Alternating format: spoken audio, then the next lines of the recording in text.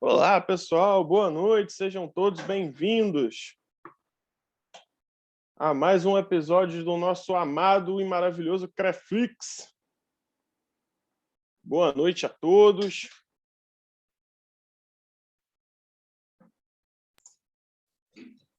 A professora Sandra já está aí. Pessoal, primeira informaçãozinha que eu peço para vocês, lá no chat, lembrando que a nossa interação é somente através do chat, ok? Ninguém só vai ter acesso ao microfone, eu e a professora Sandra.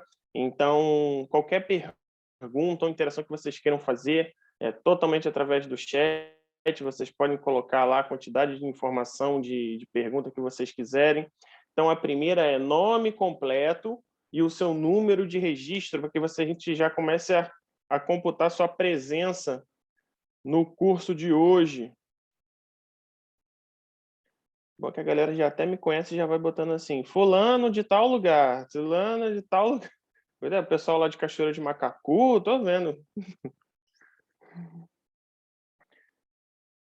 Gente, a professora Sandra, ela é de São Paulo, eu acho que vocês devem colocar aí da onde vocês são, para a professora Sandra ver assim, não, eu conheço tal lugar ali no Rio de Janeiro, ó, eu conheço aquele outro lugar ali.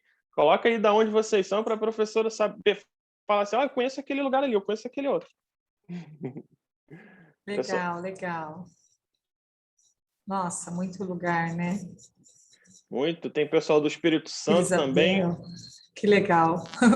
Tem gente do Espírito Santo aí, gente? Cadê o povo do Espírito Santo? Colatina ali, ó, Espírito Santo. Tô vendo o Rio em peso.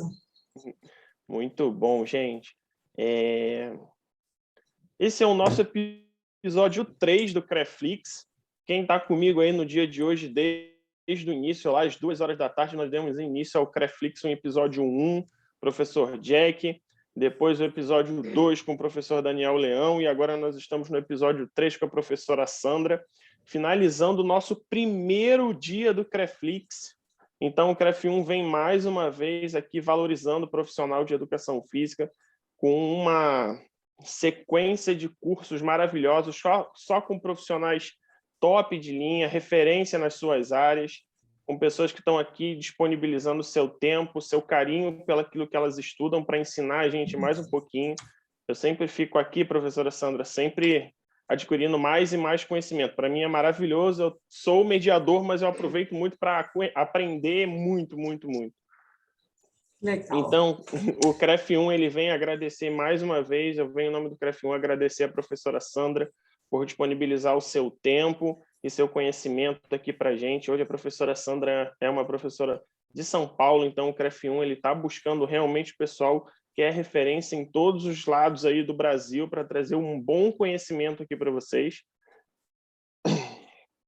Lembrando algumas informaçõezinhas, que o material da professora Sandra já está disponível no aplicativo do CREF1 e no site do CREF1 para download, mas deixa para fazer esse download depois do curso, você acessa lá e pega, vamos acompanhar o que a professora Sandra vai falar aqui, anotar os pontos, anotar, né, o que a gente... Ó, a pessoa já está te chamando de linda aqui, Sandra.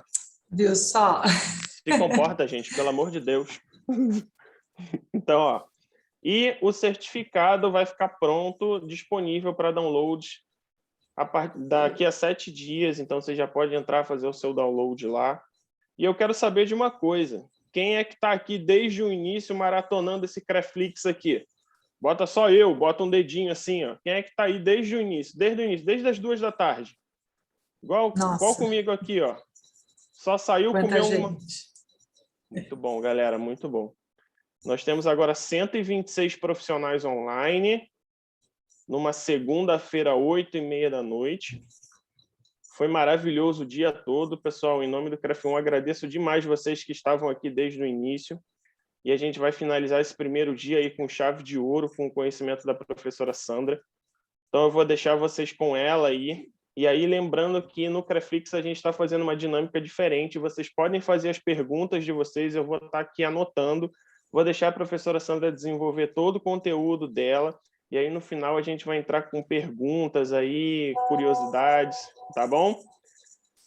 Professora Sandra, bom curso, pessoal. Qualquer coisa é só me chamar aqui. Tenha uma boa noite, mais aprendizado, e é o CREF1 valorizando o profissional de educação física do Rio de Janeiro, Espírito Santo.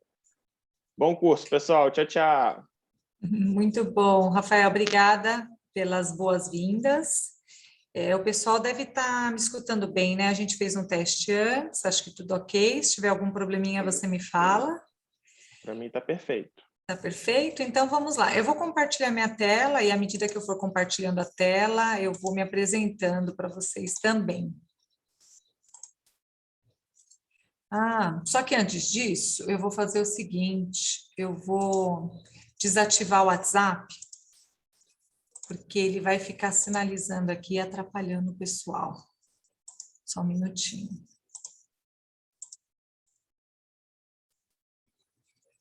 Agora sim.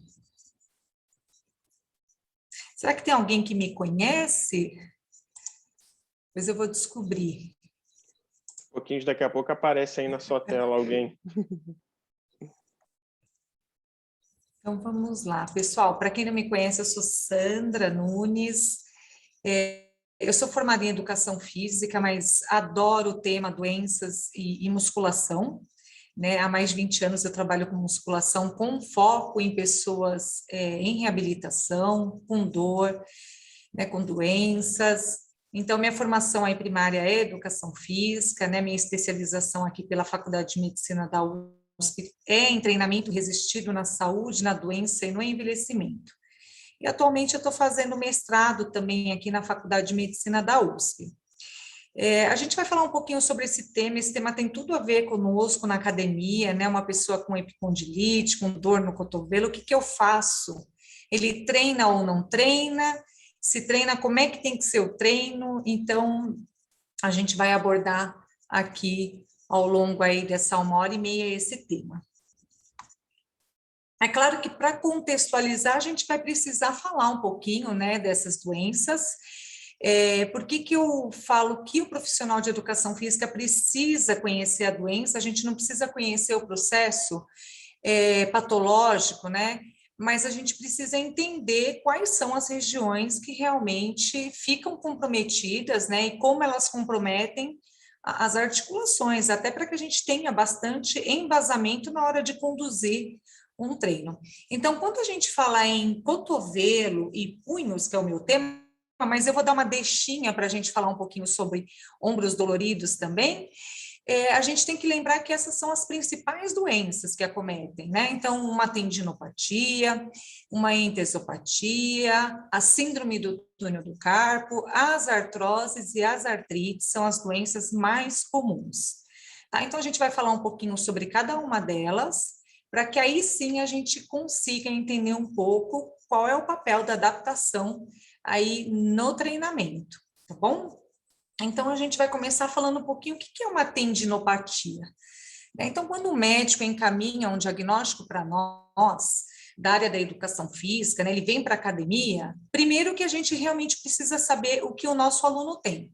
Então, uma vez que ele diga, eu tenho dor no cotovelo, né, essa dor, ela está há mais de uma semana, né, ela vai ficando aí no processo de 15, 20 dias, um mês, passa para um processo crônico, a gente vai fazer essa abordagem em cotovelos e punhos, mas isso vale para tudo. É importante para nós, profissionais da educação física, saber exatamente o que é que o nosso aluno tem. Tá? E isso vai ser importante na condução do treino, porque em algumas situações, alguns ajustes precisarão ser diferentes diante de alguma doença aí um pouco mais específica, tá? Então, quando a gente fala em tendinopatia, a gente entende que é qualquer problema no tendão. Então, pode ser uma tendinite, pode ser uma tenossinovite, pode ser uma tendinose, pode ser rupturas parciais ou totais. Então, uma vez que a gente tem esse diagnóstico de tendinopatia, vocês já sabem que o tendão desse seu aluno, ele passa por algum comprometimento, tá? Até algum pouco tempo atrás, né, as tendinites não faziam parte aí do grupo de tendinopatias. Mas hoje a gente sabe que um processo de inflamação no tendão, que é conhecido como tendinite, quando não tratado, né, e normalmente as inflamações ocorrem por sobrecarga aos tendões ao qual eles não estão preparados para, então esse processo fica um ciclo vicioso de dor e de processo inflamatório. Então a gente sabe que com o processo inflamatório, a progressão desse processo é realmente para algum processo degenerativo do tendão.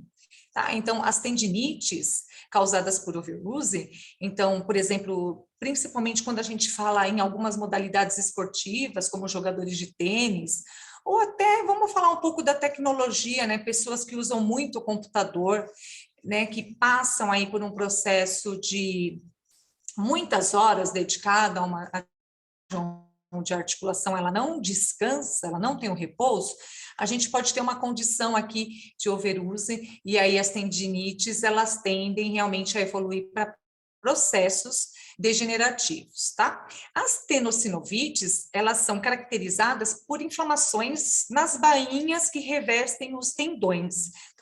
Também é um processo aí de inflamação do tendão. Quando a gente pensa numa tendinose, aqui sim os tendões já estão num processo de ruptura, na verdade, de degeneração, melhor falando para vocês.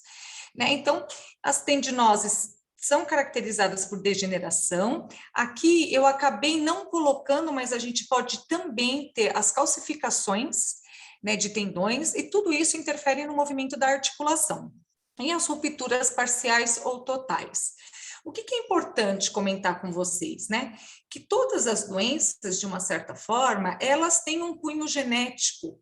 Então, não é todo mundo que joga tênis que vai desenvolver uma tendinopatia, assim como nem todo jogador de futebol vai ter aí um problema de artrose na articulação do joelho. É claro que a gente sabendo que uma vez que você tenha uma predisposição genética e sobrecarregando a região, a tendência é de que isso possa ter uma evolução muito mais rápida, tá? Então, por isso que a gente vai falar um pouquinho aqui do papel do fortalecimento muscular e o quanto ele vai ser importante, ou para diminuir essa sobrecarga, né, esse processo inflamatório, ou minimizar a evolução da própria doença. Um outro aspecto importante para falar para vocês é que uma vez que a gente tem esses diagnósticos, a gente não consegue mais reparar o tecido, não, senão por meios cirúrgicos, mas muitas pessoas com fortalecimento muscular lidam muito bem com esses problemas aí ao longo da vida, tá? É claro que quando a gente vai falar de uma pessoa praticante de uma modalidade esportiva, que ela precisa, por exemplo, ter um bom cotovelo para praticar sua modalidade esportiva, algumas decisões cirúrgicas podem ser realmente importantes. Mas quando a gente fala em melhora de qualidade de vida para as pessoas, para o dia a dia que buscam saúde, a gente vai entender que o papel do exercício pode ser essencial e pode ser o único processo, o único tratamento realmente suficiente para melhorar a funcionalidade. Tá? Então, aqui eu dei um en passant sobre as tendinopatias. Se alguém tiver dúvida, depois vocês vão postando essas dúvidas que o professor Rafael, vai me passando depois. Uma outra doença, sim, muito conhecida aí no cotovelo, são as entesopatias, né? O que é uma entesopatia? Nada mais é que uma inflamação no periósteo. Então, o periósteo, ele é o tecido que reveste o osso, e bem na região onde há a inserção do tendão, ocorre um processo inflamatório. Então, uma vez que esse tendão fica tracionando o periósteo, ele causa essa inflamação. A epicondilite lateral medial, muito conhecida, é uma doença muito conhecida, é um exemplo de entesopatia. Tá? Para dar um gancho aqui para vocês, um outro exemplo de entesopatia são as fasciites plantares. Então, normalmente as entesopatias também acompanham as tendinites. A epicondilite, por exemplo, lateral, ela vai acometer os extensores do punho. Então, nesse movimento de extensão de punho, normalmente as pessoas têm muita dor. E a epicondilite medial, ela é caracterizada por inflamar aqui a região do periósteo dos músculos flexores do punho. Eu tenho aí quase que certeza que provavelmente alguém já deva ter passado aí por uma situação de epicondilite, e a gente vai discutir um pouquinho mais para frente também, tá? Uma observação importante é que as epicondilites, elas são bem chatas de tratar. Então, quando vocês tiverem algum aluno com epicondilite, com aquela expectativa de uma melhora muito rápida, é importante a gente comentar que em alguns casos, a epicondilite para cicatrização pode demorar aí até 6 meses. Então, tem que ter bastante paciência e precisa seguir as orientações muito adequadamente, que a gente vai comentar aqui ao longo da aula. Olha só, uma outra doença muito comum, que acomete bastante aí o antebraço, é a síndrome do túnel do carpo. Tá? Aqui nesse caso é uma compressão de um nervo e, como sintomas, ele vai causar uma sensação de formigamento nos dedos, né, do polegar, no indicador, no dedo médio e às vezes até no dedo anular. Tá? O que é interessante comentar com vocês, né? Que uma das formas de se saber se a pessoa está tendo uma dor que vem da síndrome do túnel do carpo ou se vem lá da cervical, porque a gente tem algumas situações de radiculopatia, pinçamento aqui do nervo aqui que sai da cervical. Então, uma das diferenças é quando é cervical, ele pega normalmente o dedo mínimo. Então, quando a pessoa sente essa sensação de formigamento que vai aqui para o dedo mínimo e até para o anular, ele tem relação íntima aí com a cervical, cervicalgia, né, radiculopatia na cervical, radiculopatia de plexo braquial. Tá? Em síndrome do túnel do carpo, a sensação de formigamento ocorre nesses dedos. É muito chato, né, incomoda, dói e muitos dos casos podem ser cirúrgicos. É claro que o exercício também vai contribuir para uma melhora, mas quem vai avaliar se esse processo de síndrome do túnel do carpo, essa compressão, ela está a um ponto cirúrgico ou não, é o médico que vai fazer o acompanhamento. Não podemos esquecer das artroses, né? As artroses são caracterizadas por desgastes na cartilagem, então eles começam com um desgaste dentro da articulação, na parte interna da articulação. E o que acontece? Quando eu tenho um desgaste articular, a articulação, ela perde a estabilidade, ela começa a ficar instável, né? Por conta da perda desse tecido. O osso, de uma maneira muito inteligente, o que ele faz? Ele hipertrofia para melhorar essa instabilidade.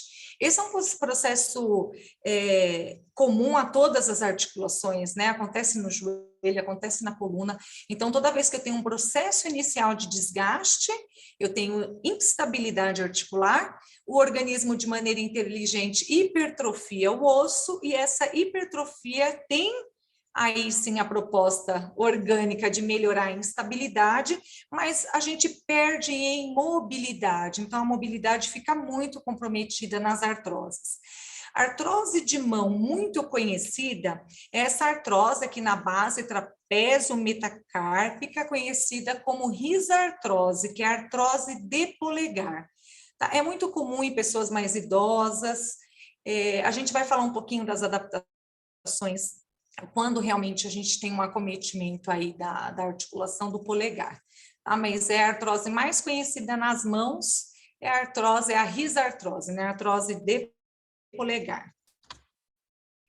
Agora, a artrite, quando a gente pensa na artrite, a artrite é uma doença autoimune, então é o nosso organismo produzindo um processo inflamatório.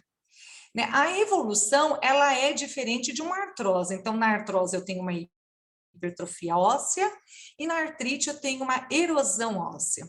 Então, o que acontece? Uma inflamação por conta de uma doença autoimune, né, de uma artrite, essa inflamação, ela cria um tecido aqui que a gente chama de pânus. E esse processo inflamatório, ele se interioriza para dentro da articulação. E ao interiorizar para dentro da articulação, ele contribui para uma degeneração óssea. É por isso que muitos casos de artrites evoluem para próteses. Por exemplo, uma artrite no quadril evolui normalmente para uma prótese no quadril, e assim no joelho, e assim em outras articulações. Quando acomete, por exemplo, a articulação do punho, com essa deformidade, com essa erosão óssea, muitas pessoas podem evoluir para colocar placas. Tá? Essas placas diminuem bastante a questão da mobilidade, é possível de treinar, mas é a única forma da sustentação óssea, uma vez que a doença tenha evoluído. O que é importante falar para vocês, né? Quem tem artrites normalmente passa por crises. Então, o organismo tem uma fase que aumenta essa produção inflamatória, e nesses casos a gente vai precisar fazer algumas adequações de treino importantes. Então, mesmo que a gente tenha um processo de evolução, a gente vai falar um pouco sobre isso, né, nos próximos slides, quando vierem de fato os exercícios. Então, vocês estão num processo de evolução, quando a pessoa está bem, quando ela passa dessa fase de crise de dor, mas as novas crises são esperadas, e aí nesses casos a gente precisa sim fazer readequações do treinamento, tá? Vão anotando aí todas as dúvidas de vocês para a gente discutir no finalzinho da aula. Agora, quais são os principais tratamentos, né, diante dessas doenças?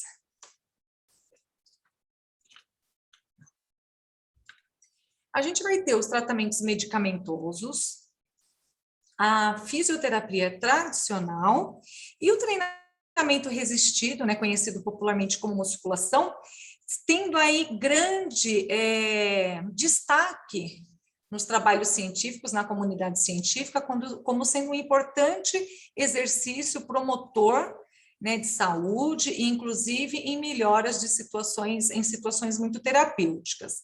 Tá? É claro que esses tratamentos, a gente já tem alguns trabalhos importantes até para comentar com vocês. Então, o que se sugere, né? O que se recomenda? Né? Que o uso do medicamento, ele deva ser evitado. Então, tem as pessoas que normalmente, quando tem dor, procuram já tomar anti-inflamatórios, tomar corticoides. Então, a gente tem hoje alguns trabalhos científicos mostrando que o medicamento ele tem um efeito rebote. Então, ele melhora a sensação de dor, mas ele contribui para uma degeneração do tecido inflamado. Então, você imagine uma tendinite recorrente e o uso indiscriminado da medicação. Então, como efeito rebote, a gente vai ter fragilidade desses tendões e até, em alguns casos, evoluir para situações de calcificações ou de rupturas. Então, por isso que a medicação deve ser evitada e deve ser recomendada pelo próprio médico, especialmente em fases agudas da doença, né? Em fases agudas da manifestação clínica da doença. Tá? Na fisioterapia tradicional, o que os trabalhos científicos mostram?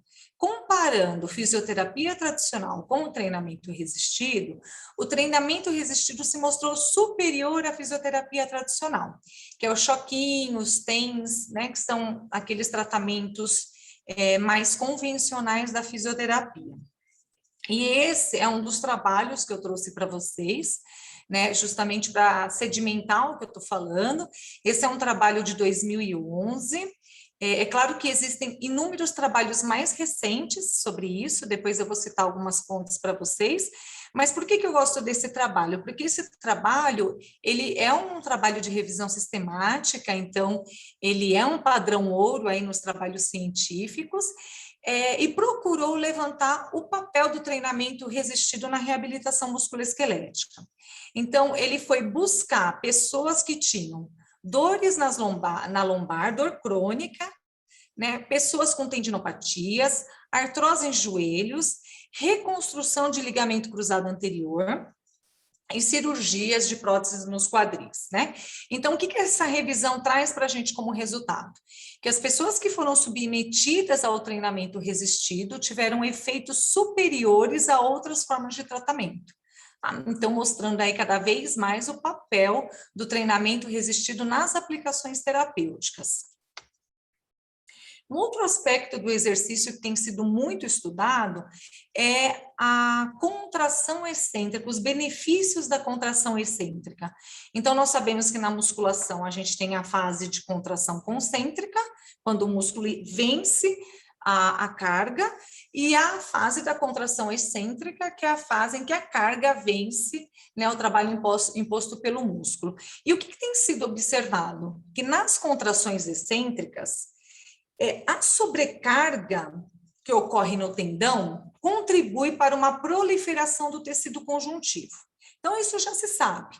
Essa proliferação de tecido conjuntivo melhora a capacidade elástica muscular, ajuda a absorver sobrecargas externas, né? Isso é importante para que a gente consiga realizar as tarefas do dia a dia, minimizando sobrecarga articular, mas o que os últimos trabalhos vêm apontando é que a contração excêntrica, ela também contribui para a remoção de processos inflamatórios. Então, tem tudo a ver com a terapêutica. A gente pode até ter um supino com movimentos curtos, porque às vezes a amplitude não tolera uma grande, a articulação não tolera um grande movimento, uma grande amplitude, mas mesmo na mínima amplitude a gente vai precisar enfatizar a contração excêntrica. E isso vai ser muito importante aí nas reabilitações ou nos processos de melhora desses quadros inflamatórios, tá? Então, esse é um trabalho que vai trazer essa questão, né, comparar concêntrica e excêntrica, e mostra superioridade da contração excêntrica para esse papel terapêutico. Esse é um outro trabalho também falando sobre o manguito rotador, né, nas tendinopatias e o efeito da contração excêntrica. Então, são trabalhos que eu recomendo, e tem outros trabalhos hoje muito disponíveis para que a gente possa, de fato, aprofundar, para aqueles que têm interesse em aprofundar. É claro que quando a gente fala em educação física, quando a gente fala em academia, a gente gosta muito do conteúdo prático, né? E é claro que eu preparei esse conteúdo prático para todos vocês, porque a gente quer saber como é que eu vou tratar uma pessoa com uma epicondilite, né, ou com outros tipos de tendinopatia. Então, alguns trabalhos também vêm mostrando que no treinamento resistido, incluir séries a mais pesadas mostrou-se mais eficiente do que manter uma série pesada convencional. Então, dentro de um programa de treino, normalmente a gente tem uma série de aquecimento, uma série intermediária e uma série pesada. Alguns trabalhos já mostraram que se a gente trabalhar com 2 ou 3 séries pesadas, o resultado ele é mais eficiente do que apenas uma série pesada em questões terapêuticas. Então, é muito interessante quando a gente fala da musculação, porque no fundo o programa de treino, depois vocês vão até ver aqui ao longo da aula, o que a gente vai escolher de exercício, o número de séries, ele não muda das pessoas que têm objetivos mais estéticos, objetivos de hipertrofia máxima, né? O que vai mudar são as amplitudes e o quanto que a gente pode levar de esforço, que também vou comentar um pouquinho aqui durante as aulas, tá? Durante essa aula. Além das séries pesadas, que tem se mostrado muito mais eficiente do que apenas uma série pesada, a evolução de carga se faz muito importante na melhora dos quadros terapêuticos.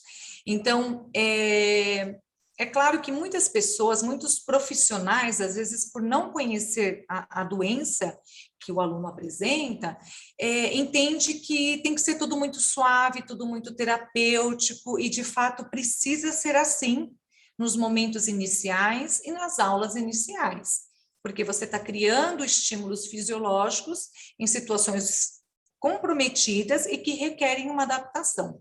Mas, se não houver evolução de carga, se não houver estímulo para ganho de hipertrofia de músculo e tendão, mesmo dentro do que for possível hipertrofiar, a tendência é que a gente não consiga otimizar os resultados de melhora.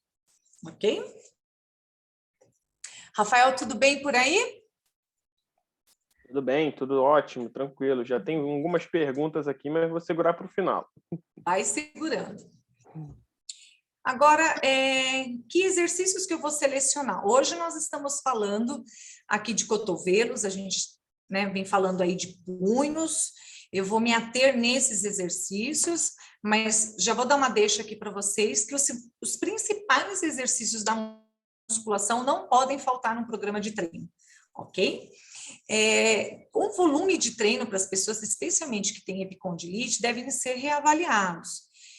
Então, por exemplo, as pessoas que treinam já, fazem musculação e começam a apresentar epicondilite, inflamação no cotovelo, precisa dar uma olhada no volume de treino, porque às vezes você já tem inúmeros exercícios que movimentam a articulação. Então, você faz um supino inclinado, faz uma remada curvada, uma puxada alta, 2 exercícios para o bíceps, 2 exercícios para o tríceps, né, desenvolvimento. Quando você vê, tem mais do que 10 exercícios movimentando uma articulação inflamada.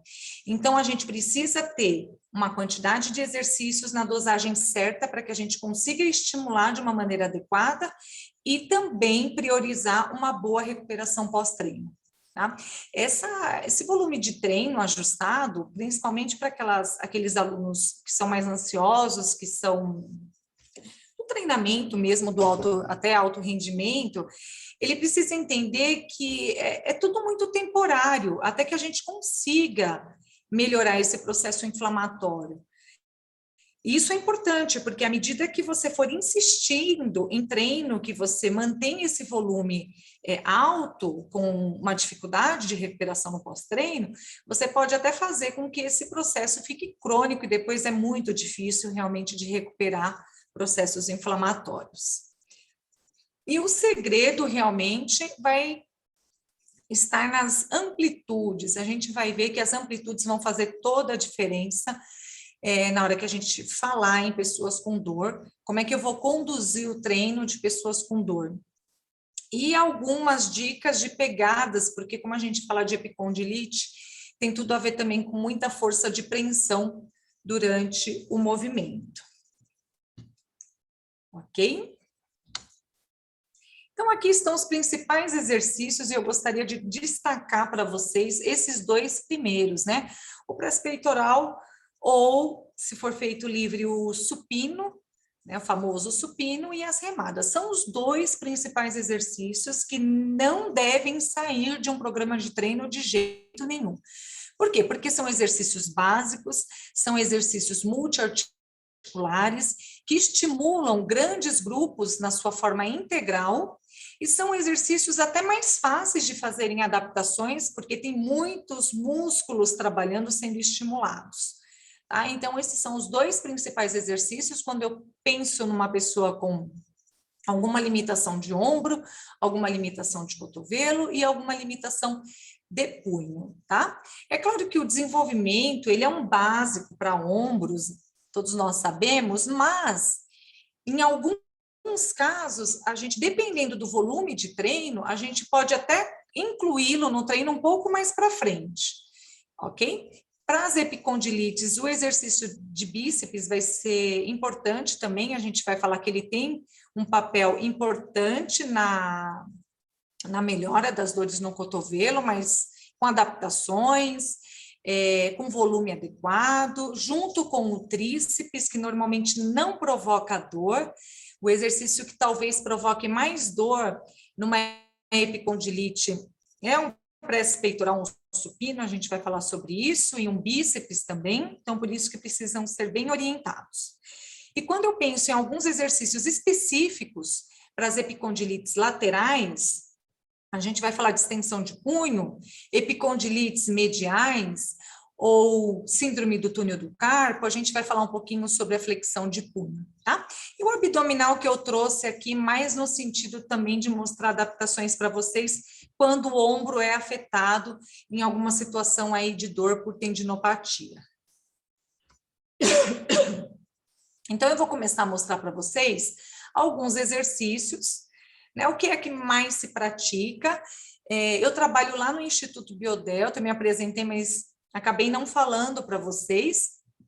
Eu trabalho no Instituto Biodelta, que é uma instituição dedicada à aplicação do treinamento resistido, especialmente em situações de dores e limitações. E há mais de 20 anos a gente aplica aí a nossa metodologia, então nós temos assim bastante bagagem para discutir o que pode ser feito, quais são os sucessos nas nossas adaptações, e é claro que trocar um pouco de experiência com vocês, porque muitos de vocês também já se depararam com pessoas, se não com vocês mesmos, com alguma situação de dor e limitação para o treino. Então, como é que tem que ser um exercício, um supino, ou quando feito na máquina, como eu vou demonstrar para vocês aqui, um press peitoral, tá? Então, numa epicondilite, a gente vai evitar a extensão total do cotovelo. Eu trouxe esse vídeo para vocês, que é um vídeo até com uma amplitude muito mais conservadora, porque essa amplitude é muito válida se ele tem epicondilite e junto com a epicondilite algum problema no ombro, que a gente tem que evitar aquela flexão máxima, aquele movimento final, ok? Então, deixa eu rodar aqui o vídeo para vocês. Ó, ele praticamente parte do movimento inicial, de um pouco de estímulo e volta até a posição inicial. É claro que aqui a gente está falando numa condição de pessoa com muita limitação de articulação do ombro, mas o que eu gostaria de chamar a atenção de vocês? Para a pegada neutra, pegada falsa, perdão, né?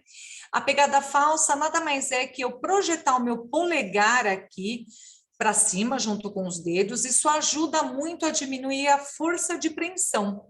Porque quando eu estou com o polegar fechado envolvendo a barra, eu já acabo envolvendo, eu acabo gerando uma força de preensão maior. Essa força de preensão maior já gera uma sobrecarga maior na articulação do cotovelo. Então, a primeira dica que eu dou para vocês, pegada falsa, em todos os exercícios, de empurrar, de puxar também, mas especialmente os de empurrar, e evitar a extensão máxima do cotovelo. Tá? No meu próximo exercício, aí sim eu já trouxe um peitoral parcial. Esse peitoral é o que a gente costuma utilizar para as pessoas exclusivamente com epicondilite. Tá? Então, ele até faz um movimento, mas sem fazer a extensão total do cotovelo, pegada falsa. Então, essas são as duas condutas mais importantes quando eu penso no supino, quando eu penso aí num exercício para articulação do cotovelo. Depois disso, a gente tem aí um processo de evolução de carga, a gente vai tentar estimular primeiro uma evolução de carga e depois o ganho de amplitude. Em muitos casos, dependendo do quão é comprometido um cotovelo ou mesmo um ombro, como eu comentei com vocês, pode acontecer de vocês não conseguirem ter grande amplitude na articulação durante as suas evoluções.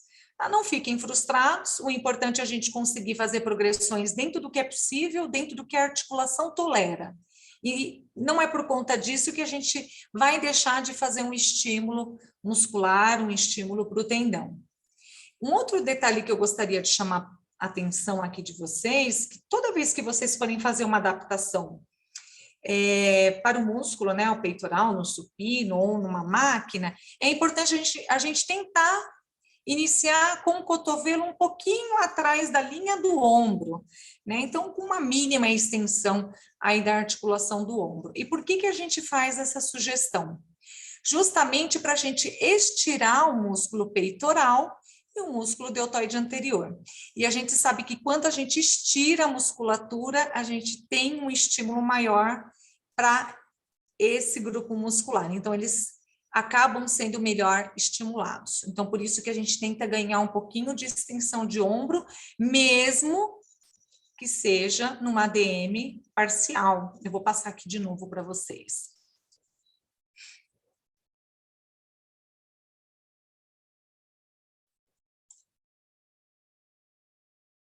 Só um minutinho.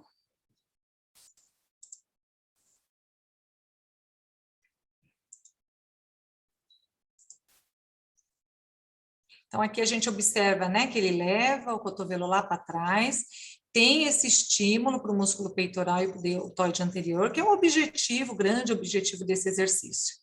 E lembrando que o antebraço já vai trabalhar em isometria nesses exercícios.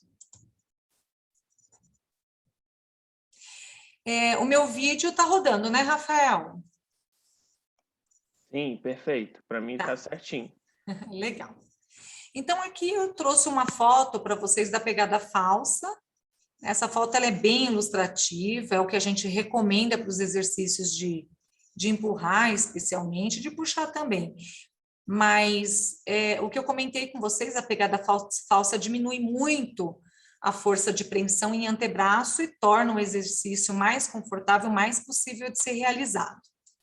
Agora, pode ser que em alguns casos, por conta do ombro, eu tenha alguma dificuldade de fazer um supino ou de fazer um pré-peitoral. A gente pode até ter uma adaptação no mergulho, desde que o mergulho tenha um projeto que permita a pessoa, numa posição confortável, estimular, é claro, peitoral e deltoide anterior são muito menos estimulados do que no peitoral e no supino. Mas lembrando que aqui a gente está falando de uma condição extrema de adaptação, uma condição totalmente terapêutica. Tá? Esse exercício eu só trouxe como uma deixa aí para a articulação do ombro. Para o cotovelo, precisa analisar se o mergulho é confortável.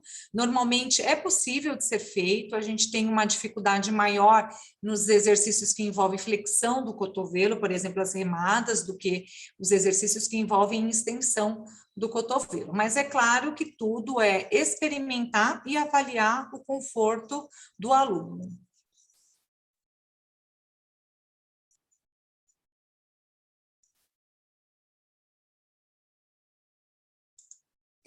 Agora a gente vai falar um pouquinho sobre a musculatura dorsal. Então, só para repassar com vocês, a musculatura do peito, deltoide anterior e tríceps, essa musculatura é melhor estimulada em exercícios básicos da musculação, como supino ou pré-peitoral, com esse cuidado de pegada falsa, com esse cuidado de evitar extensão máxima de cotovelo. Agora, como que funciona com os exercícios que a gente precisaria estimular a musculatura dorsal e que envolve aí a flexão do cotovelo? Então, eu trouxe 2 vídeos para vocês. Um é se, junto com o cotovelo, a pessoa também tem uma fragilidade na articulação do ombro, e aqui, em alguns casos, a gente vai fazer só uma adução escapular. Às vezes, nem é possível fazer a extensão total do ombro junto com uma boa flexão do cotovelo. É claro que avalia-se o conforto, mas o que é importante eu falar aqui para vocês? Que na remada, quando a pessoa faz a contração excêntrica, ou seja, ela volta ao movimento, o ideal é que ela faça a extensão de cotovelo. Por quê? Porque se ela ficar com o cotovelo fletido, um pouco de flexão durante o movimento dorsal, ela vai entrar em isometria dos músculos, aqui especialmente os flexores do antebraço. E se ela tem uma epicondilite ou uma tendência a um processo inflamatório na região do cotovelo, a tendência é que a gente possa ter um quadro aí de piora, né? Agravar a dor no cotovelo. Então, é diferente, porque no pré-peitoral, a força concêntrica está para a extensão do cotovelo. Então, por isso que a gente pede para fazer uma extensão parcial. Na remada é o contrário, a força de contração está para a flexão do cotovelo. Por isso que na excêntrica eu preciso permitir a extensão total do cotovelo para que eu não tenha isometria da musculatura aí do antebraço. Tá? Eu tenho um outro vídeo aqui, esse vídeo realmente é quando não há problema no cotovelo, no ombro, melhor dizendo, eu tenho um problema específico na articulação do cotovelo. Tá? Então, eu posso fazer a flexão de cotovelo junto com a extensão de ombro, mas priorizando, olha só, a extensão de cotovelo na contração excêntrica. As remadas são difíceis de causarem dor na flexão do cotovelo, em muitos casos. Por quê? Porque a gente trabalha com uma musculatura dorsal, né, que é uma musculatura grande, a gente tem paravertebrais sendo solicitados, redondo, romboides. Então, a remada é um exercício extremamente completo, com distribuição muito interessante de carga em toda essa musculatura. Para esses casos de epicondilite, a gente também pode optar por uma pegada falsa, na remada pode ser utilizada, e eu vou comentar aqui com vocês também, deixa eu ver se já é no próximo slide, o uso de straps. Então, os straps, quem aí da academia conhece bastante, principalmente o pessoal, né, mais marombeiro, mas é um excelente acessório para adaptação terapêutica de dores no antebraço.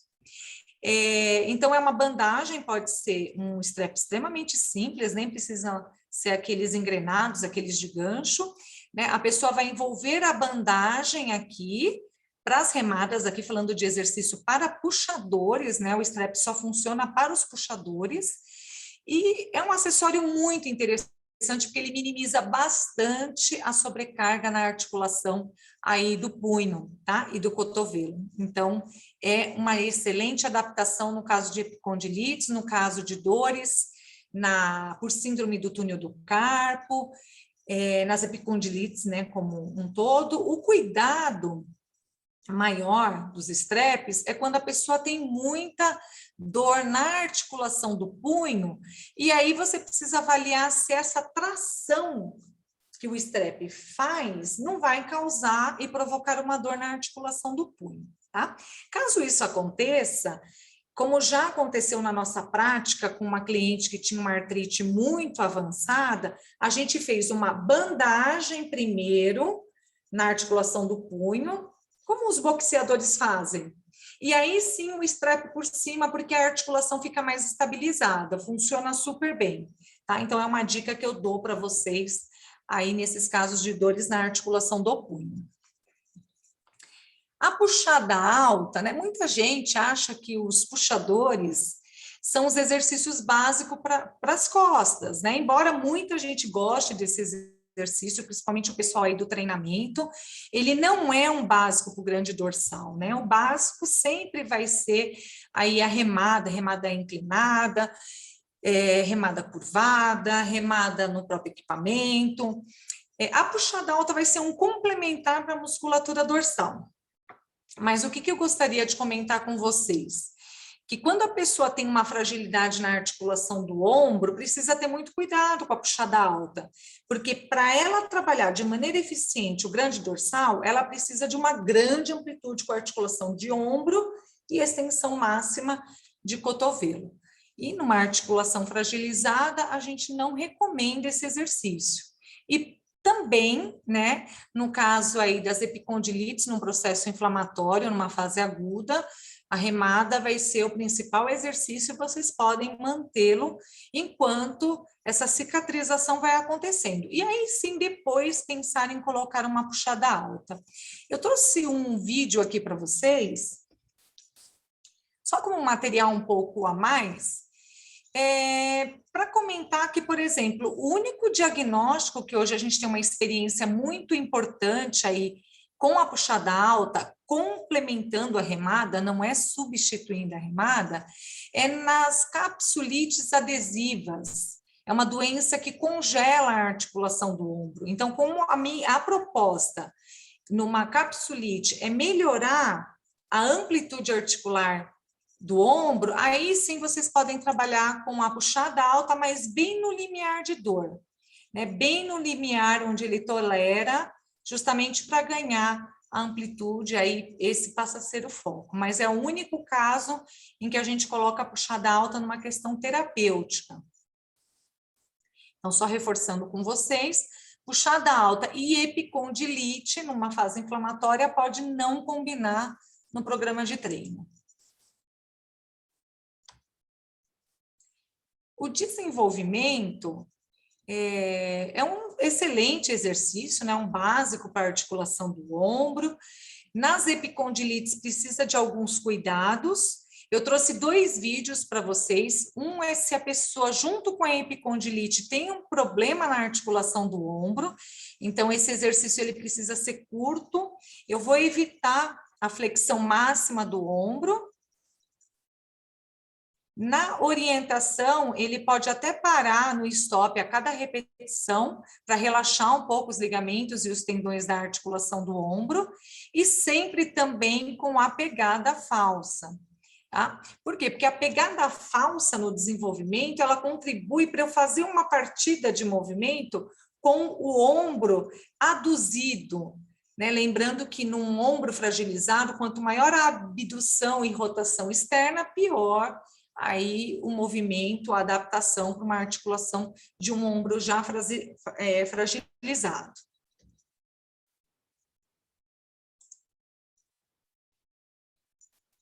Agora sim, se ele tem só epicondilite, o que a gente pode evitar numa fase mais aguda é a extensão total do cotovelo.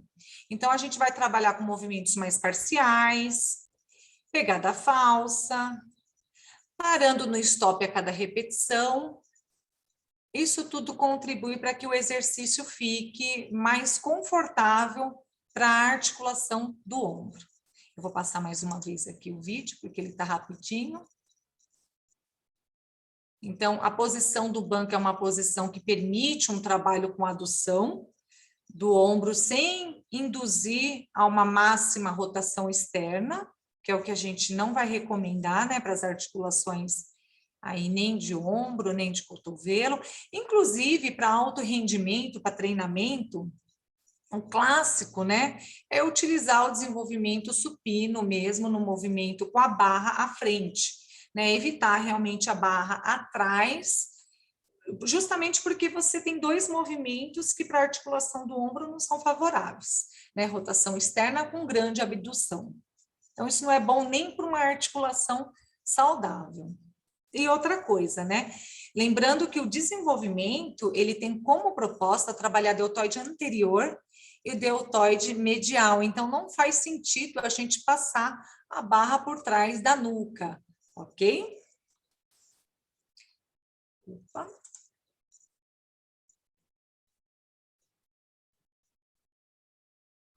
Agora nós vamos falar do bíceps, né, rosca lateral.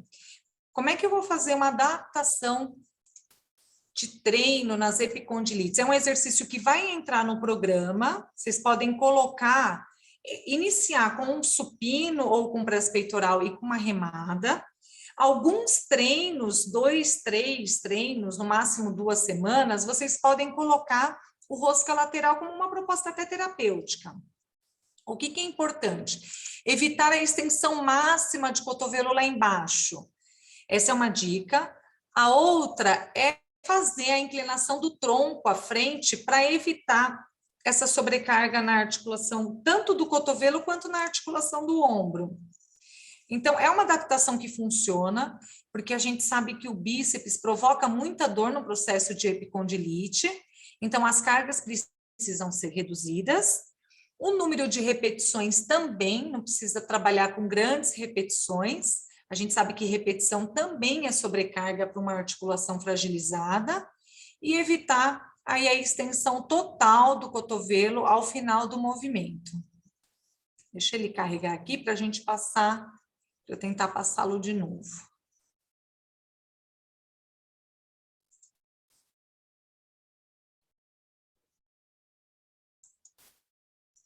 Aí. Então, esse é um movimento bem interessante para vocês fazerem adaptação. Dá para fazer com halter também, com a barra já não dá, é claro, até dá para fazer com a barra, tem que ser em pé, mas também com essa inclinaçãozinha do tronco, a barra vai impedir a extensão total do cotovelo, então pode ser uma adaptação interessante.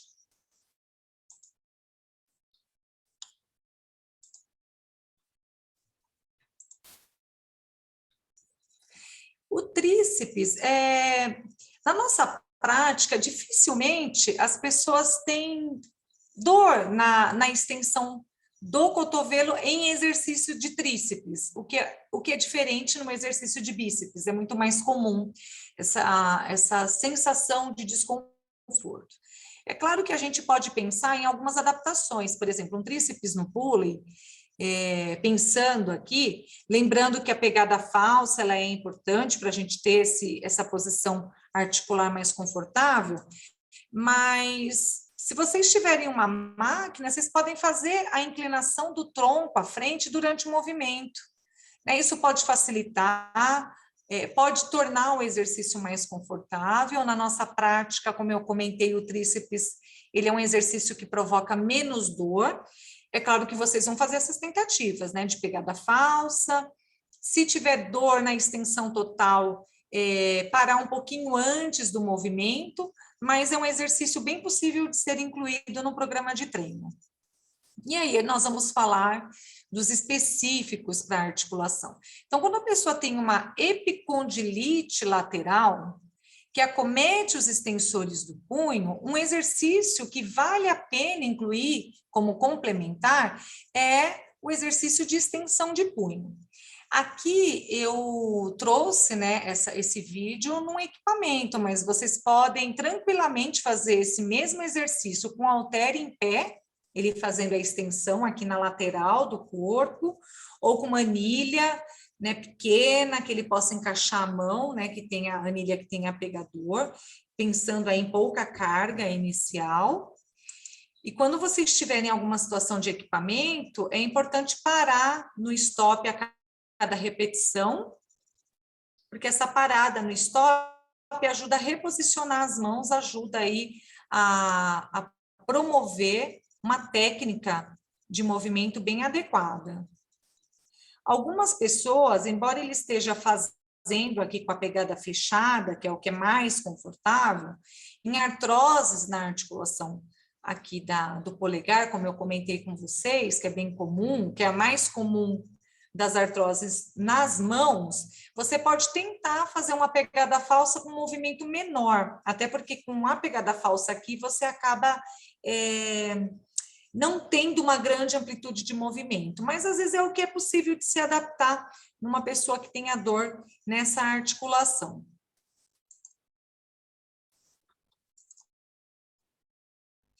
E um exercício clássico, fácil de ser adaptado para todo mundo, que vale a pena incluir nas artroses na articulação das mãos, e especialmente na síndrome do túnel do carpo e nas epicondilites mediais, é trabalhar com um flexor do antebraço, tá? Flexor do punho. Esse exercício pode ser feito da mesma maneira com o halter, com uma barrinha um pouco mais leve, porque depende para quem que vocês estão fazendo essas adequações, essas adaptações.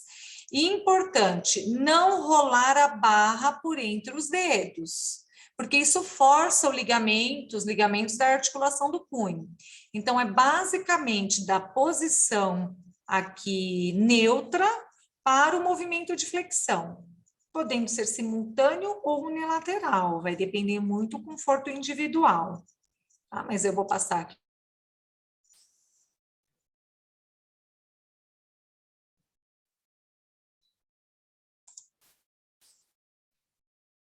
Então, da linha aqui, da posição anatômica para o movimento de flexão e fazendo a excêntrica lenta, nessa volta lenta, independente de qual amplitude se trabalhe, é importante, como eu comentei lá no início da aula, para as questões terapêuticas, para a remoção de processos inflamatórios. Quer dizer, a excêntrica já se sabe há muito tempo que ela é importante para um alto rendimento, para um treinamento, para a proliferação de tecido conjuntivo, aumento do volume muscular, e hoje sabe-se cada vez mais que ela tem aí também íntima relação com recuperação de processos inflamatórios.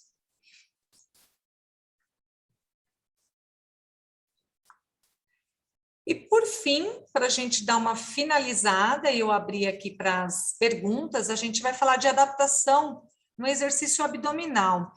O abdominal é um outro exercício básico que tem que estar no programa de todo mundo, no programa de treino, mas a gente sabe que é um exercício que ele, de uma certa forma, o abdômen, de uma certa forma, trabalha em quase todos os exercícios, principalmente em agachamento, em levantamento terra, em remadas. Então, o exercício abdominal, quando ele é desconfortável para a pessoa por alguma situação, ou dor no ombro, ou dor no cotovelo, mesmo experimentando em várias amplitudes, ele pode ser excluído temporariamente do programa de treino e depois reincluído à medida que a pessoa tem essas articulações mais fortalecidas. Tá? Então, o que a gente pede aqui é para evitar pegar a alavanca lá atrás, quando o projeto do equipamento for muito parecido com esse, que a gente tenha que pegar a alavanca. Então, se a dor também, além do cotovelo, é na articulação do ombro, deixar o mais perto possível, e aí fazer o movimento de flexão de tronco à frente. É o que a gente recomenda para os ombros e dos cotovelos fragilizados. O que normalmente as pessoas também se queixam, numa epicondilite, num exercício aqui como abdominal, onde a gente tem aqui um pegador, é fazer um movimento com o cotovelo muito fechado. Às vezes provoca dor, às vezes fica desconfortável, a altura das mãos pode ser variada para achar uma melhor posição para a articulação do cotovelo, mas o importante é deixar a posição do ombro mais natural possível, nem muito aberto, abduzido, nem muito fechado, para não forçar o cotovelo e nem a articulação do ombro também. E isso é claro que depende do projeto. Eu trouxe 2 projetos para vocês, tá? Esse projeto, ele, embora seja muito parecido com o outro, ele permite uma amplitude, um trabalho aqui mais acentuado de flexão de tronco. Então, a questão é a mesma, é achar uma posição de pegador para as mãos que você encontre um maior conforto para a articulação do cotovelo. E, inclusive, a pegada falsa, quando a pessoa tem muito desconforto também nas articulações das mãos. Eu acho... Opa! Aqui, para fechar, eu vou falar um pouquinho das referências. Eu não poderia deixar de citar aqui Dr. Santarém, que é com quem eu trabalho. Opa! Voltei, perdão. Esse é um livro que eu recomendo para todos vocês, Musculação em Todas as Idades, e o título é demais, né? Comece a praticar antes que o seu médico recomende. Então, para nós da educação física, o Dr. José Maria Santarém, para quem não conhece, ele é médico fisiatra, reumatologista, há mais de 40 anos ele acredita na musculação, não apenas no seu potencial de modalidade esportiva, de hipertrofia máxima, de competição, mas também como atividade promotora de saúde, que previne, né, doenças. Então, ele é o primeiro médico a acreditar na musculação, a acreditar no profissional de educação física, e principalmente com esse aspecto terapêutico de adaptação, né? Então, eu recomendo bastante para quem ainda não conhece o trabalho do Dr. José Maria Santarém, né? Ele é diretor lá do Instituto Biodelta, e eu trouxe também como referência esse site que é de curadoria do Instituto Biodelta, é o treinamentoresistido.com.br. Nele vocês vão encontrar artigos científicos, informativos. Ora, até por coincidência, quando eu fui fazer o print da tela para montar aqui na aula, estava aqui epicondilite e musculação, que é um tema que eu trouxe aqui para vocês, e eu me encontro à disposição. Esse é o meu Instagram, Sandra Biodelta, o meu Facebook, Sandra Nunes de Jesus. Eu espero que eu tenha contribuído aí de alguma forma para o conhecimento aí de todos vocês. Estou à disposição. Se precisar, eu volto a alguma parte aqui da aula também, tá, Rafael? Tá bom. Professora Sandra, até uma dúvida minha, eu estava dando uma olhada nos aparelhos que você demonstrou os exercícios. E às vezes a gente lidar na academia com os aparelhos com a biomecânica diferente daqueles que você colocou ali. Por exemplo, o tríceps de mergulho, tem alguns aparelhos que o banco é bem mais inclinado à frente. Isso prejudica alguma coisa? É pior ou é melhor na hora de fazer o exercício? Essa análise do banco ser mais inclinado à frente? Boa pergunta, viu, Rafael? Porque, só fazendo um gancho, né, esses equipamentos, eles foram projetados pelo Dr. José Maria Santarém, são máquinas com projetos de alavanca que permitem um grande trabalho muscular como se fosse peso livre, né? Tudo com base em projeto de peso livre, mas transformado em equipamento. E a gente reconhece que nem sempre na academia a gente encontra os projetos, né? Ou que sejam mais adequados para articulação, ou que sejam possíveis de se adaptar. Então, por exemplo, quando você fala do mergulho, que você fica com o tronco inclinado à frente, ele não tem nenhum problema se você tiver com a articulação do ombro boa, porque quanto mais inclinado à frente, maior né, a tua extensão para a articulação do ombro. Uhum. Então, se você tem a proposta, por exemplo, de tratar o ombro ou de fazer uma adequação ali para o ombro fragilizado, você vai precisar adequar um pouco a inclinação do tronco, se isso for possível. Uma menor inclinação, porque quanto maior, maior a solicitação e alongamento aí dos tendões da articulação do ombro. Maravilha.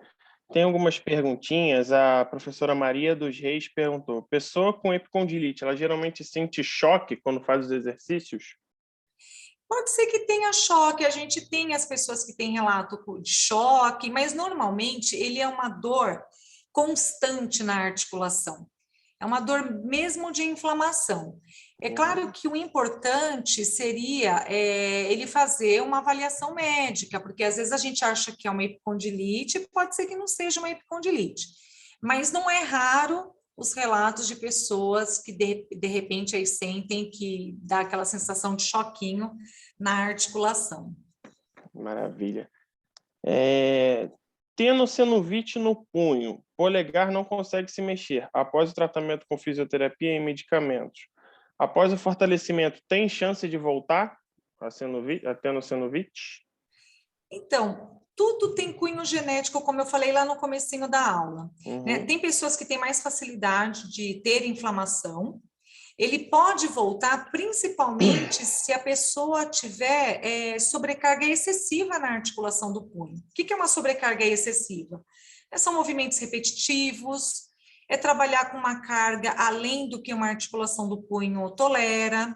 Então, esses são os maiores cuidados para as tenossinovites, que causam uma sensação bem assim de fraqueza na articulação do punho. Né? Pode voltar, por isso que tem que ter aí todo o cuidado e manter o fortalecimento com todas as adequações. Teve uma pergunta aqui específica do voleibol, mas teve gente fazendo perguntas sobre essa parte esportiva. E aí, por exemplo, no vôlei, no handball, o pessoal está falando sobre o que afeta mais punhos ou cotovelos, ou se é os dois, tipo, nessa parte esportiva relacionada a alto rendimento. No atleta de alto rendimento de vôlei ou de handball, o que é que mais afeta, geralmente?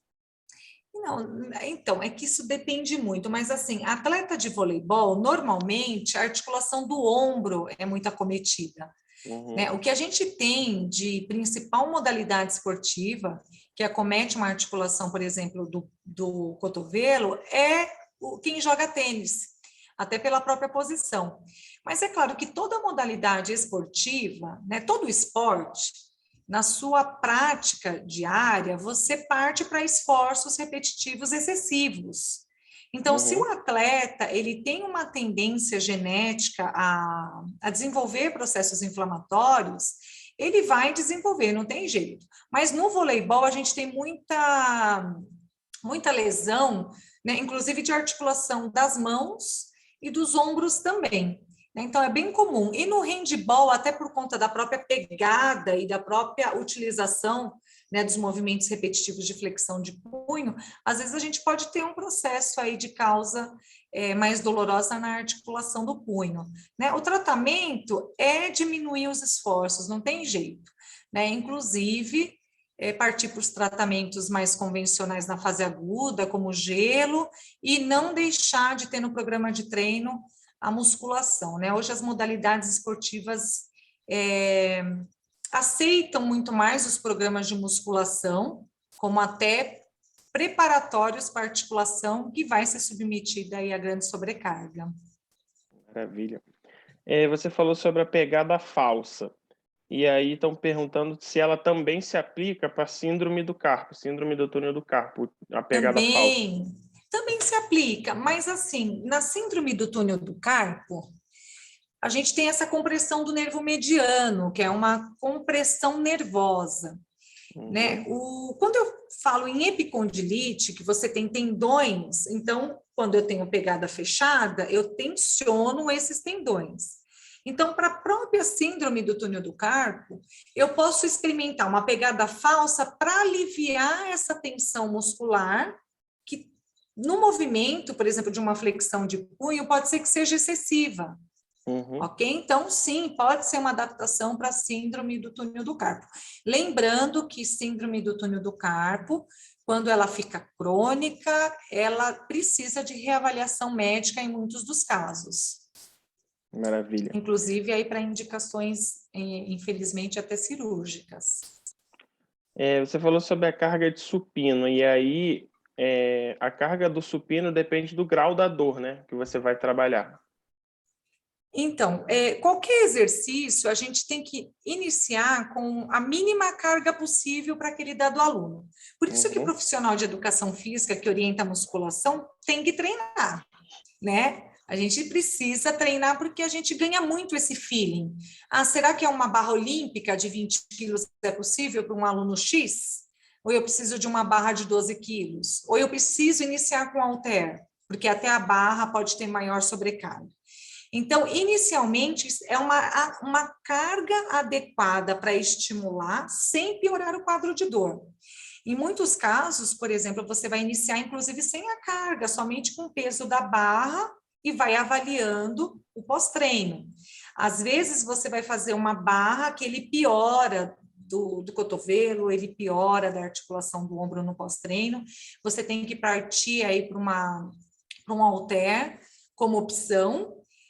Mas, assim, o treinar ajuda muito a gente distinguir se um aluno eu vou começar com barra ou se ele eu vou começar com halter. O importante é que seja mínimas cargas inicialmente.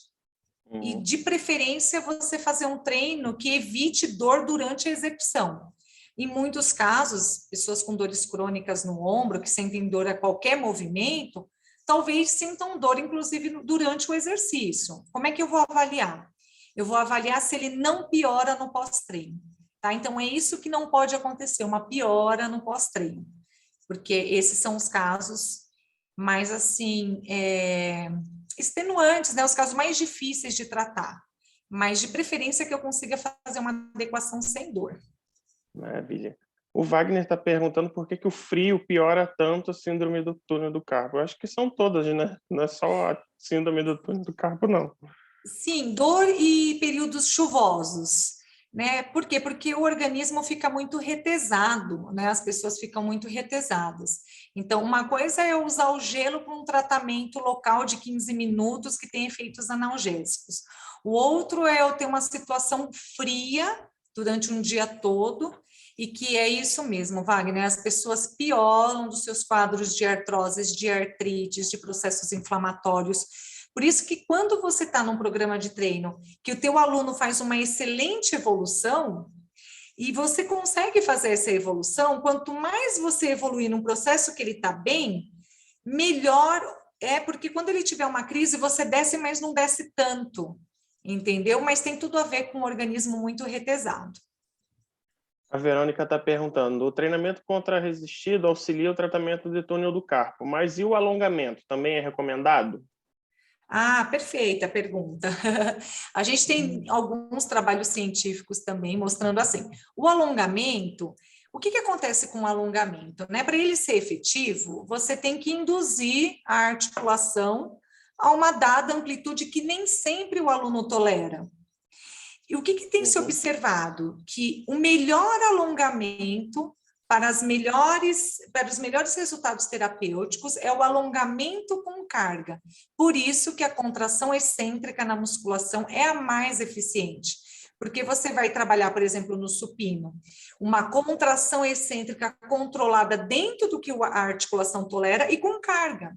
Porque você precisa ter uma carga adequada para estimular aí essa proliferação de tecido conjuntivo.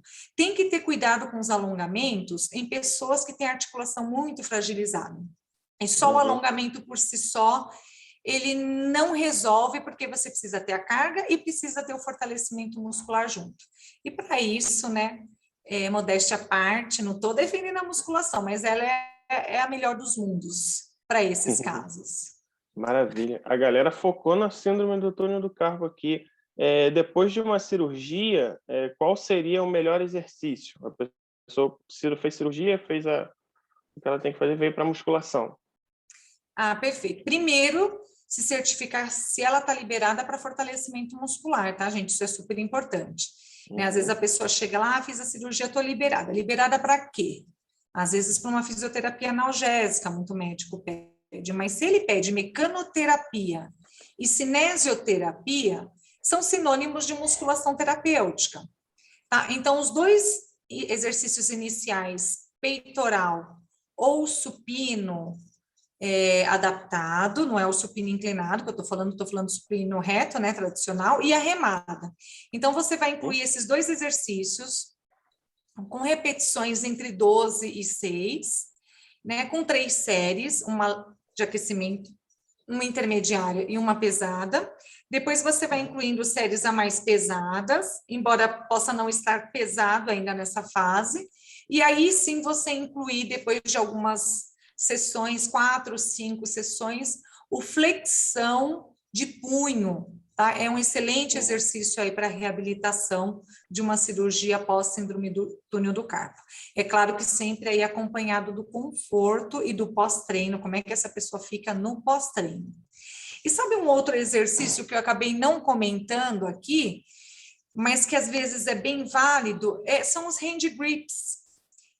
São duas barrinhas, né? A fisioterapia usa bastante, que tem uma mola, e que você pode ali fazer alguns exercícios que serão importantes em artroses de mão. Às vezes a pessoa tem dificuldade de apertar e você com a outra mão ajuda a apertar e deixa ela fazer a excêntrica com a carga, o alongamento com a carga.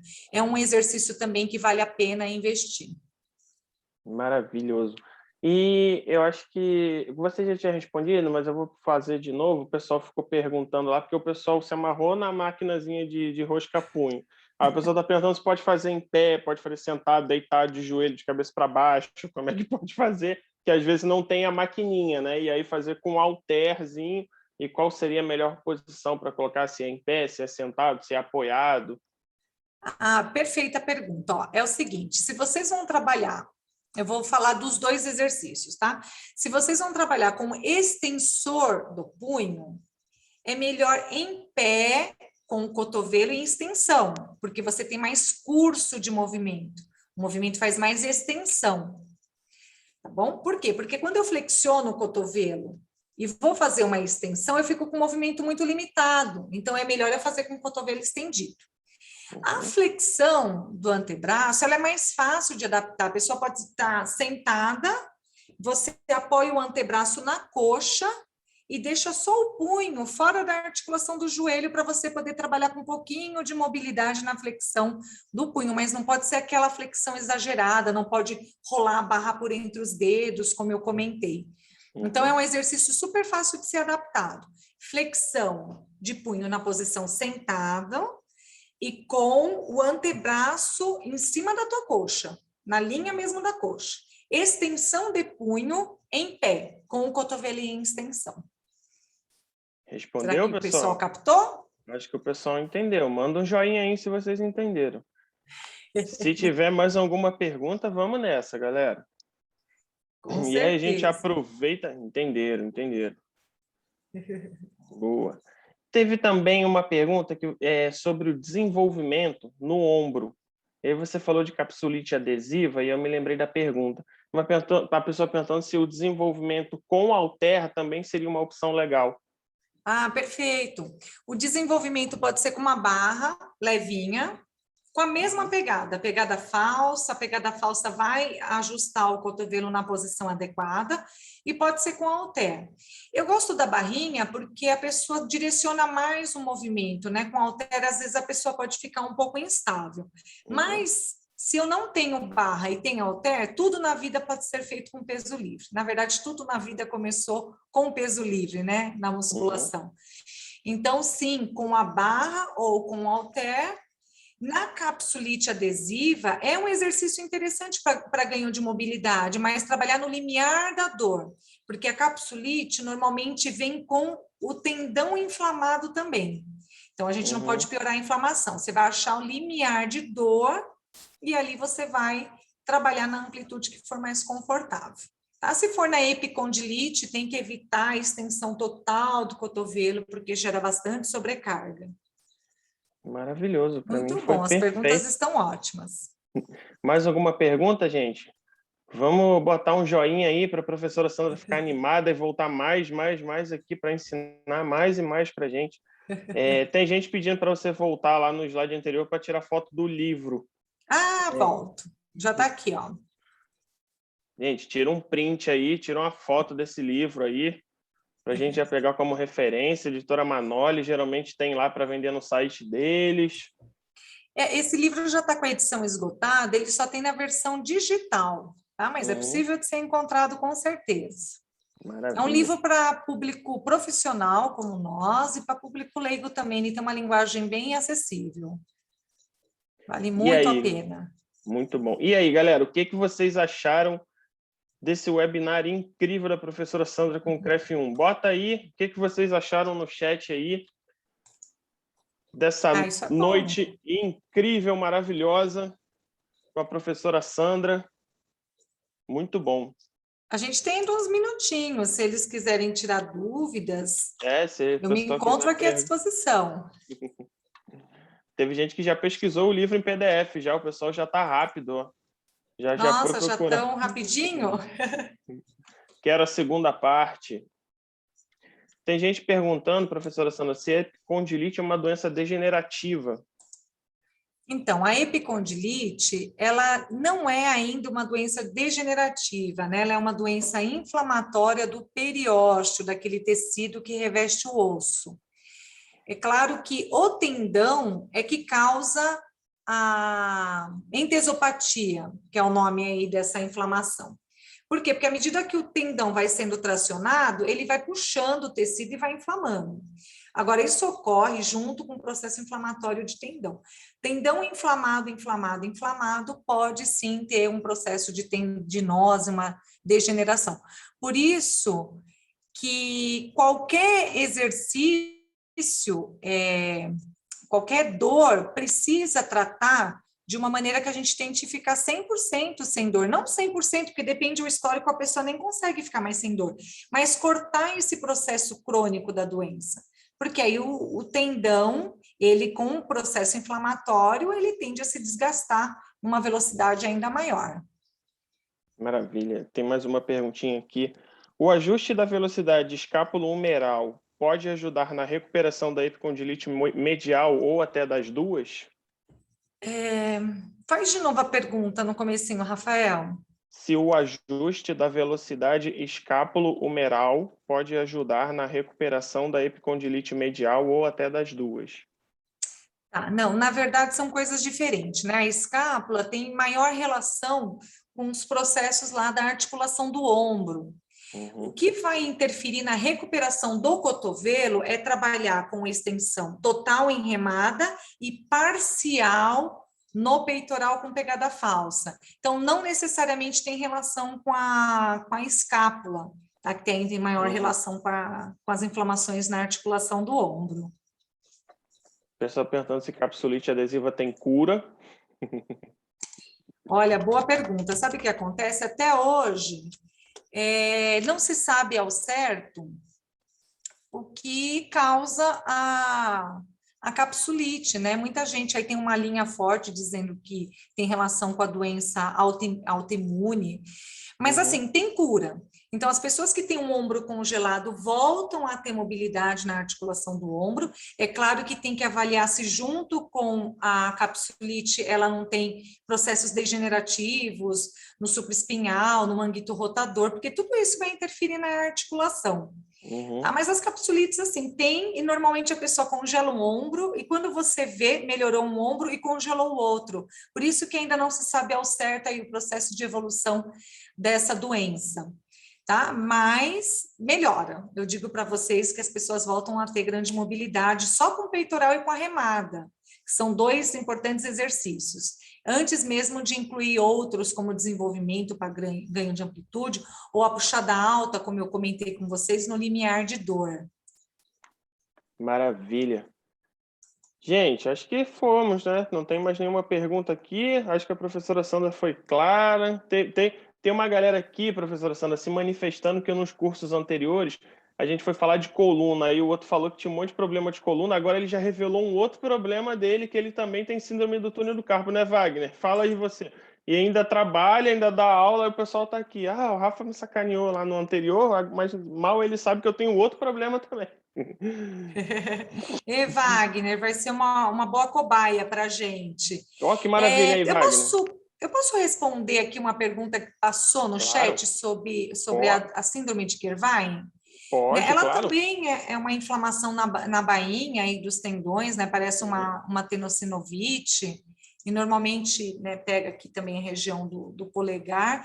Nas adaptações, o que vale é o que a gente falou das artroses nas mãos, né? São as pegadas falsas, diminuir essa força de preensão, tudo isso ajuda bastante aí a melhorar a adaptação nos casos aí de síndrome de Kervine, ou de Kervin. É. O professor Rui, ele está perguntando se existe uma melhor tipo de pegada, se é neutra, supinada, pronada ou a pegada falsa, e aí dentro dessas pegadas, se existe uma melhor para epicondilite, se não existe, se uma força menos ou mais. Tá, excelente pergunta. É o seguinte, ó. No supino, vamos falar de supino, a pegada está sempre pronada e a pegada falsa. Uhum. Quando eu penso na remada, a remada para melhorar o conforto do cotovelo, quer dizer, se você quer um bom trabalho dorsal, a pegada tem que ser pronada sempre, porque é o objetivo do exercício. Né? Há Uhum. quem goste de pronar e supinar, aí ele exige mais do bíceps do que do próprio grande dorsal, né? Por isso que, assim, se eu estou falando que remada, eu quero num programa de treino para trabalhar o dorsal, eu vou pensar sempre em pegada pronada, ok? Agora, quando que eu vou fazer uma pegada, de repente, neutra, né? Não a supinada a gente vai precisar evitar. Mas uma pegada neutra é quando a pronada não for possível, mas você pode fazer uma pronada parcial. Não precisa ser uma pronada bem fechadinha, assim, né? Bem alinhada. Você pode optar pela a pegada pronada parcial, ou aí sim partir para a pegada neutra, que também diminui um pouquinho aí o trabalho do grande dorsal, né, e estimula muito o braquial e o braquiorradial, mas vale quando você não está conseguindo muito sucesso nas outras adaptações. E lembrando que as remadas, se você conseguir um strap, você consegue melhorar o conforto na articulação do cotovelo, talvez até continuando com a pegada pronada, que é a melhor para o trabalho dorsal. Maravilha. Uma dúvida, professora Sandra, se não tiver nada a ver, você me fala, tá? Os movimentos de rotação do antebraço. Geralmente a gente tem alguns exercícios, por exemplo, que tem aquele desenvolvimento que a gente chama de Arnold, né? Tem a rotação, aí tem também o bíceps que a gente pode fazer pegada supinada e desce em neutro. Ele melhora ou não melhora, não tem nada a ver em relação à epicondilite, ele pode ser um fator de ajuda, não? Ó, se for para adaptação, por exemplo, num bíceps, se você for fazer a rosca martelo, o ruim da rosca martelo é que você sacrifica muito o bíceps trabalha muito pouco porque ele é um supinador. Uhum, Então, se a tua proposta é bíceps, é melhor supinar, tá certo? Aí, claro, uhum. a pessoa tem dor, tem desconforto. Se eu tenho um equipamento que deixa girar um pouquinho, supina, e lá embaixo ele deixa eu rodar um pouquinho, fazer uma supinada parcial, aí tudo bem, fica confortável. Mas o problema da pegada martelo é que você não trabalha o bíceps, força bastante o braquial e o braquiorradial, se você tem a proposta de trabalhar o bíceps, né? Claro que sempre depende do objetivo aí do exercício. Maravilhoso. Acho que para mim sanou todas as dúvidas e foi incrível. Gente, Mas falando do Arnold Press, a Uhum. gente gosta muito desse exercício, É, né? né? O Arnold Press, tudo bem Uhum. fazer no clássico como ele faz, porque no fundo o ombro nem sabe se você está rodando ou não. Né? É O verdade. objetivo é o deltoide anterior e o deltoide medial.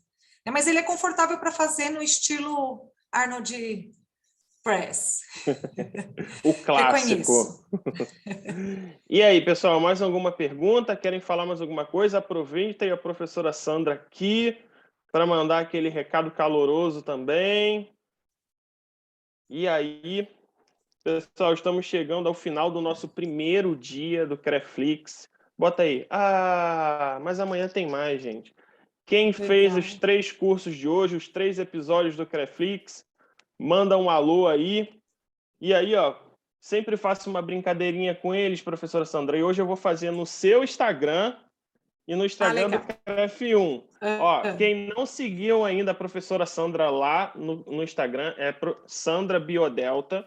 Eu já estou seguindo, inclusive, desde que descobri que ia ser o mediador do curso dela, já comecei a curtir, olhar o material dela. Obrigada, ela posta uns materiais incríveis, então siga lá. E aí, ela fez uma postagem divulgando o nosso curso, é a última postagem dela. E aí a gente vai fazer o seguinte, vocês vão lá na postagem dela e vão definir o curso em uma palavra. Ai, meu Deus. Ela só vai descobrir depois, quando ela entrar lá. Agora ela não vai poder mexer, não. Então, ó, eu estou entrando lá no Instagram dela para dar uma olhadinha se vocês vão comentar lá. Sandra Biodelta, no post que ela está fazendo lá, ó, a divulgação, ó, tá aqui, ó. Então, vocês vão lá e vão definir o curso dela em uma palavra. Maravilhoso, incrível, enriquecedor. Vamos embora. Ó, tem 18 comentários, mas eu quero que chegue a 30. Vamos fazer a Sandra ficar doida lá respondendo todo mundo lá, hein? E eu respondo, hein? Rafael, você é show, hein, como mediador. Muito obrigado. Nossa, tá de parabéns. Interage super com a galera. E vamos lá, ó, na penúltima postagem do CREF1, ó, onde divulgou o CREFlix, e coloca lá, episódio 3, marca a professora Sandra e coloca, eu maratonei o primeiro dia do CREFlix. Marca a professora Sandra. Ó, tem 73 comentários. Acho que dá para a gente chegar a 100 comentários. A gente tem 150 aqui online, 149 pessoas online. Vamos embora lá, galera. Faz essas postagens. Para que a gente quer saber isso? Primeiro, o CREF1 quer escutar você, profissional. É muito importante a gente saber que vocês querem que a professora Sandra retorne aqui para dar mais cursos. A gente tem aí, ó, entre o dia 30 e o dia 3 de setembro, que o CREF1 está mais uma vez saindo na frente e dando de presente para vocês uma maratona incrível. A gente não maratona Netflix, né, professora Sandra? A gente também tem que maratonar os webinários de conhecimento. Com certeza. E parabenizar, né, a iniciativa do CREF por promover cursos. Na verdade, assim, nós da educação física somos sedentos, né, de aprender, de curso, Sim. de prática. Só de saber que tiveram aqui quase 180 pessoas em plena segunda-feira, 10 da noite, entender que você já quer ser um profissional diferenciado e a nossa área precisa muito disso, de um profissional cada vez mais diferenciado, não para superar ninguém, na verdade, é para levar o que a missão da nossa profissão tem, né? Levar para a população saúde, levar para a população profissional competente, né? Profissional responsável e que tenha aí vontade de estar aprendendo e de estar melhorando, porque no fundo a nossa missão, nosso objetivo final são as pessoas, né? Com certeza. E o CREF1 vem sempre em busca disso, criando os webinários aí os fins de semana. Agora, entre o dia 30 e o dia 3, maratonando aí só com galera fera e referência nos seus conhecimentos. Isso é muito importante. O CREF1 também trouxe a vacinação para os profissionais, reconhecimento da atividade física como essencial. Então, ações do CREF1 aqui no Rio de Janeiro e Espírito Santo. Isso é muito importante para a gente. Você vê que a gente foi buscar uma professora referência lá em São Paulo, que é a professora Sandra, do Instituto Biodelta, estudiosa dessa área, para trazer o conhecimento dela, disponibilizar o tempo dela para vir aqui ensinar a todos nós. A gente tem sempre na nossa cabeça que o conhecimento nunca é demais. A gente sempre está aqui. A professora Sandra, ela veio hoje aqui durante 1h30 e ela abriu uma porta. E aí agora vocês vão lá e vão se aprofundar, vão procurar ela em outros cursos, vão procurar o Instituto. O Wagner aí, o Wagner, ó, já está convidado para ser a cobaia lá do Instituto, lá da professora Sandra. Então, gente... Com certeza, parabenizar aí o trabalho de todos vocês, viu, Rafael? Alguém perguntou do meu Instagram, é Sandra Biodelta, com esse sotaque aqui de paulistana, eu não sei como vocês aguentaram, que é bem diferente, né? Claro, foi Mas ótimo. Gratidão por todos vocês estarem aqui presentes, pelas perguntas que foram maravilhosas, e a gente está sempre aprendendo, isso que é gostoso. Professora Sandra, em nome do CREF1, a gente agradece demais o seu conhecimento, o seu tempo aqui, dispor para mais de 180 profissionais. Agradeço a esses 143 profissionais que estão aqui até o final, numa segunda-feira, 10 horas da noite, nos ouvindo falar. Vocês são incríveis. O CREF1 está na valorização pela nossa profissão. Então, vamos maratonar, vamos assistir todos os cursos. Mais para frente, aí no dia 2, eu também estou mediando mais um curso. Vamos nos inscrever em todos, só tem profissional bom. Agradeço demais, professora Sandra, agradeço ao Igor, que está aqui também conosco desde cedo, nos apoiando, nos dando suporte, e ao CREF1 e a todos que estão aqui. Muito obrigado, gente. Tchau, tchau, uma boa noite. Obrigada a todos vocês. Só gratidão. Tchau, boa noite.